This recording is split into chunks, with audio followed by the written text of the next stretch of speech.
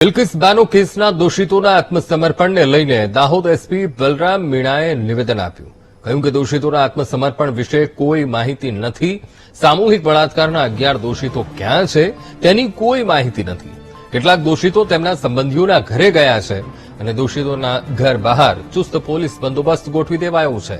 ત્યારે દોષિતોને આત્મસમર્પણ કરવા સુપ્રીમ કોર્ટે 15 દિવસનો સમય આપ્યો છે.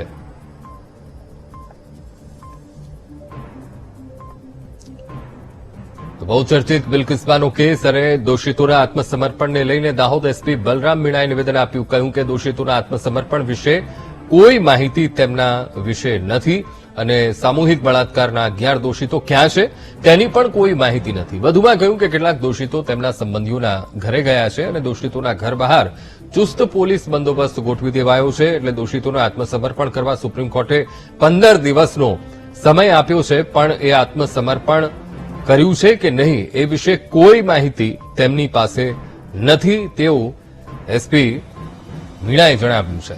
તો બિલ્કિસ બાનો કેસમાં દાહોદ એસપી બલરામ મીણાનું આ મહત્વપૂર્ણ નિવેદન. કહ્યું કે દોષિતોના આત્મસમર્પણ વિશે તેમની પાસે કોઈ માહિતી નથી. વધુમાં કહ્યું કે કેટલાક દોષિતો તેમના સંબંધીઓના ઘરે ગયા છે અને સામૂહિક બળાત્કારના 11 દોષિતો અને કેટલાક દોષિતો તેમના સંબંધીઓને મળવા માટે તેમના ઘરે ગયા છે અને દોષિતોના ઘરની બહાર પણ ચુસ્ત પોલીસ બંદોબસ્ત એ ગોઠવી દેવાયો છે. પણ દોષિતોને આત્મસમર્પણ કરવા સુપ્રીમ કોર્ટે 15 દિવસનો સમય આપ્યો છે, પણ એ આત્મસમર્પણ કર્યું છે કે નહીં એ બાબતમાં કોઈ પણ માહિતી નથી.